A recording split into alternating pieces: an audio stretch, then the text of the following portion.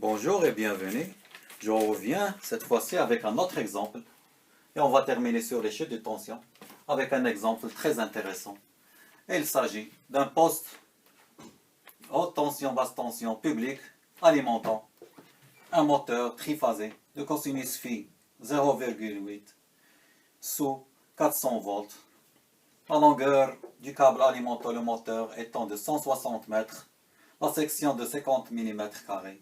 Le courant d'utilisation de 120 ampères, le câble étant triphasé en cuivre.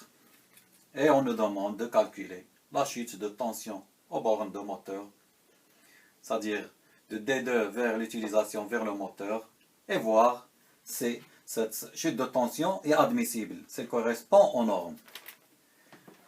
On a aussi une autre donnée, c'est la tension, c'est-à-dire la chute de tension, c'est delta U0, la chute de tension entre l'origine de l'installation basse tension et le point D2.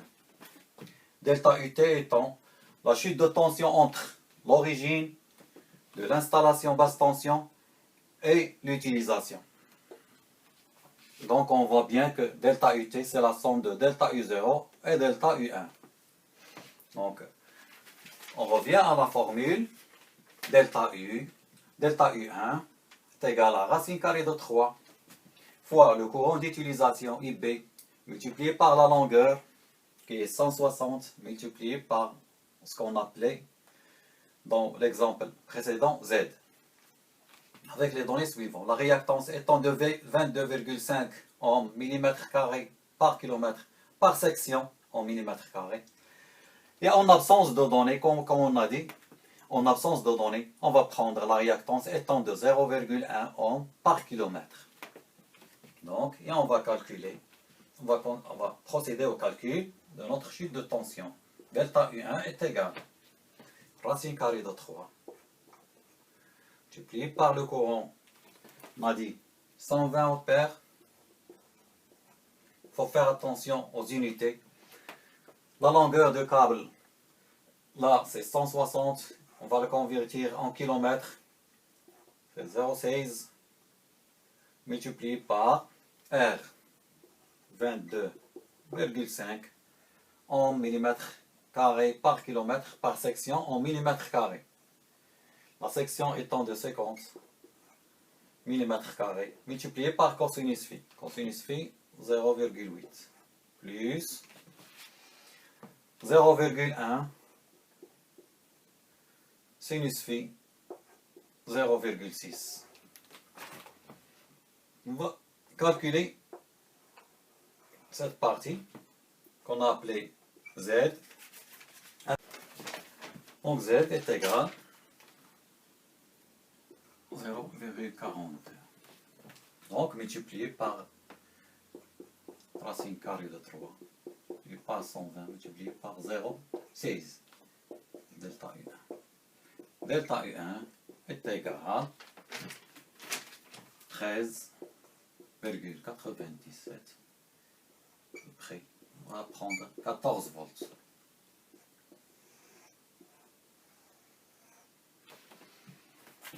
Il nous reste maintenant à savoir si cette chute de tension répond aux normes. Et pour cela, on va passer au calcul de la chute de tension totale. Donc j'ai reporté ici le delta U1 qu'on a trouvé, elle est de 14,14 volts. Donc on va passer, on va la chercher en pourcent. Delta U1 est égal. Donc on a dit 100 multiplié par delta U1 divisé par la tension nominale entre phases.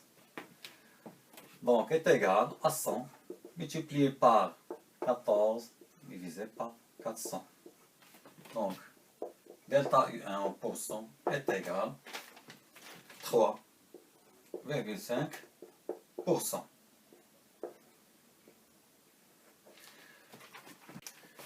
Donc pour savoir si la chute de tension qu'on vient de calculer, delta U1, depuis le départ D2 vers l'utilisation vers le moteur, répond aux normes, on doit calculer la chute de tension totale, c'est-à-dire depuis le départ basse tension vers jusqu'à l'utilisation. Il correspond à delta UT. Donc delta UT est égal à delta U0 plus delta U1. Et comme on nous a donné, c'est-à-dire on a spécifié de quel poste il s'agit c'est-à-dire d'un abonnement public avec un poste haute tension, basse tension. On a une utilisation autre que l'éclairage, c'est-à-dire delta U donné par la norme ou admissible, elle est de 5%.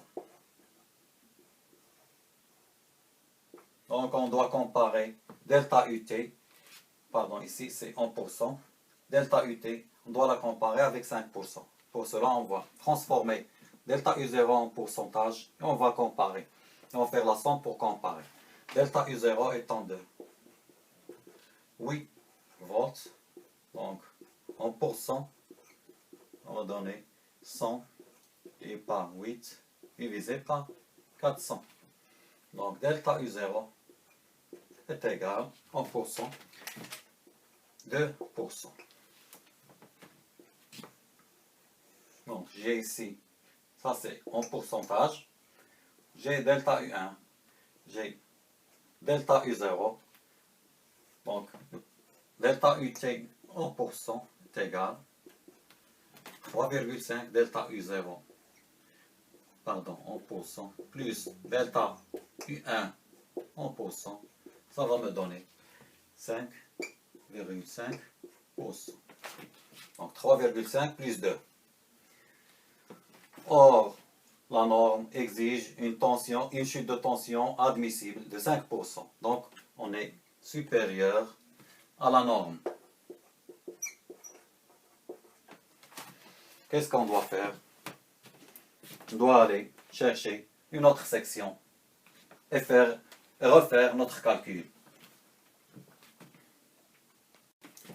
Donc on vient de démontrer qu'avec une section de 50 mm², on a une chute de tension depuis le départ de l'installation basse tension jusqu'à l'utilisation, jusqu'à la force motrice. On a trouvé une chute de tension de 5,5 qui est supérieure à la chute de tension admissible qui est de 5%. Donc ça, c'est la chute de tension, tout usage, autre usage que l'éclairage. On a ici une force motrice, donc on va prendre 5%. Pour cela, on va passer au calcul de la chute de tension avec une autre section, c'est-à-dire la section normalisée supérieure, c'est-à-dire juste supérieure à 50 mm² qui est de 70 mm². Donc, et on va refaire notre calcul. Delta U1, c'est la même chose. Racine carrée de 3, IB, L, multiplié par l'expression 22,5 divisé par, maintenant c'est 70 mm², multiplié par 0,8 par le cosinus phi, 0,1 fois sinus phi qui est de 0,6. 0,1 étant la réactance, on a pris, c'est-à-dire on ne nous a donné aucune spécification, donc on a pris est égal à 0,1. Donc on va trouver ici, ça c'est Z,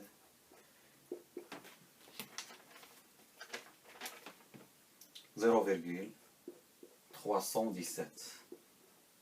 Donc je vous donne ici, pour la première, c'est-à-dire pour la première section, j'ai noté le Z est égal à 0,42, rappelez-vous. Et ici, Z est égal à 0,317. Vous pouvez aller dans les tableaux, ces valeurs sont données par les tableaux des constructeurs et vous pouvez faire des comparaisons. Maintenant, delta U1 est égal à racine carrée de 3 multiplié par 120 et par 0,16, 0,317. Je trouve delta U1 est égal à 10,55 volts. Et je procède de la même manière pour calculer delta U total. Cette fois-ci, donc delta U total est égal à 10,55 volts. C'est delta U1 plus delta U0. Il est de l'ordre de 18,5 volts. En pourcent, delta UT est égal 400 multiplié par 18,55 divisé par la tension nominale entre phases. Et on va trouver un pourcentage de l'ordre de 0,464%. Donc, qui est inférieur à la tension admissible, qui est de 5%.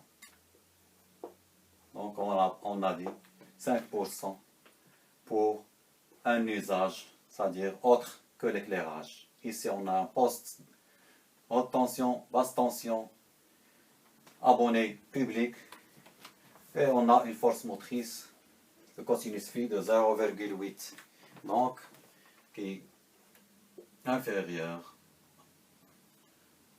à delta U admissible, qui est de 5%. Donc on peut conclure ici que la section qu'on doit prendre pour notre câble est de 70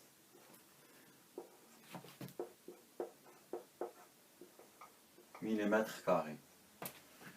Une autre petite remarque ici, j'ai calculé la tension, la chute de tension totale entre le départ basse tension et l'utilisation, c'est-à-dire le moteur, en faisant la somme de delta U1 et delta U0, c'est-à-dire en volts. Pour l'autre exemple, c'est-à-dire pour la section de 50 mm², j'ai fait le pourcentage, j'ai calculé la chute de tension en pourcent de U0 et la chute de tension de delta U1, puis j'ai fait la somme des deux pour trouver U total en pourcent, c'est-à-dire en pourcent. U1.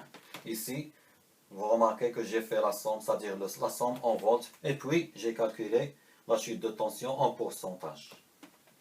Donc on va passer à l'autre exemple pour terminer cette section sur les chutes de tension. C'est un exemple très intéressant, vous allez voir.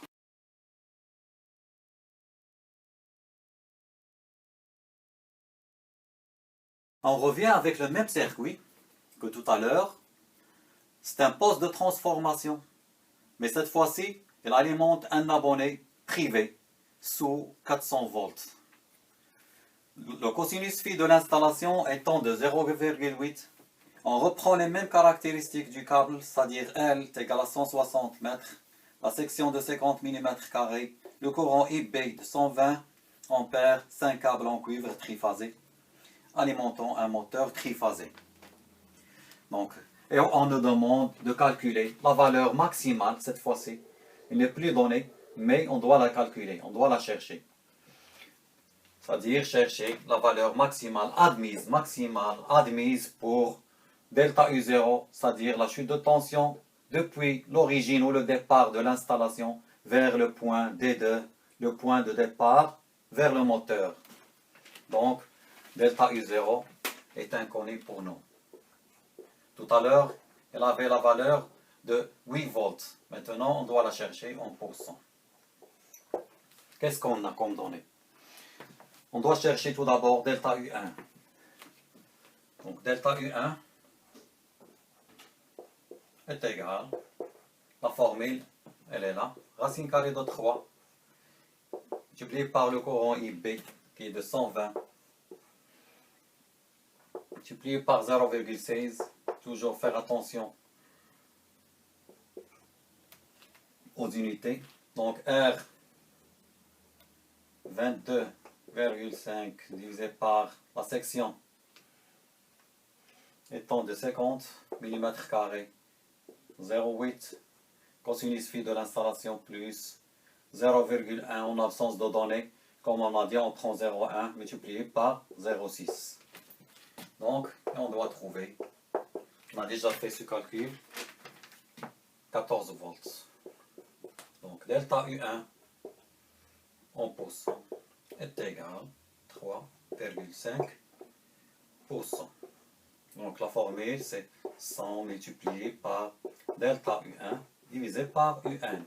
UN étant 400 volts. Donc, j'ai ici delta U1. La question, c'est calculer delta U0. C'est-à-dire, depuis l'origine ici jusqu'au point D2 du départ vers le moteur. Qu'est-ce que j'ai? J'ai delta UT est égal, si vous voulez en pourcent, est égal delta U0 en pourcent plus delta U1 en pourcent qu'on vient de trouver. Donc delta U0 est égal plus, moins, pardon, c'est égal à delta UT moins delta U1. On est ici avec un abonné privé. On alimente un abonné privé avec un poste haute tension, basse tension. Donc la plage admise maximale, la plage maximale admise est de 8%. Puisqu'on nous demande de calculer delta U en pourcent maximal. Donc, on peut poser ici delta UT est égal à 8%. C'est delta UT, c'est-à-dire la chute de tension en pourcent depuis l'origine de l'installation basse tension jusqu'à l'utilisation ou jusqu'au moteur. Donc, on est ici à 8% puisqu'on est avec un abonné privé.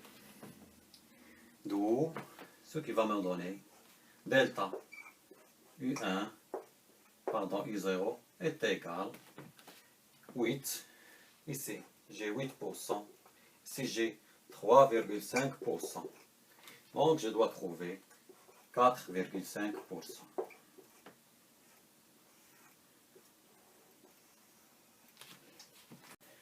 Donc, delta U0 est égal à 4,5%. Et c'est le maximum, c'est la valeur maximale admise à ne pas dépasser pour cette tension, pour cette chute de tension entre l'origine de l'installation vers le point D2 départ vers le moteur. J'espère que vous avez bien appris cette leçon sur les chutes de tension. Et je vous donne rendez-vous, Inch'Allah, pour l'étude d'autres chapitres sur les réseaux électriques. Merci.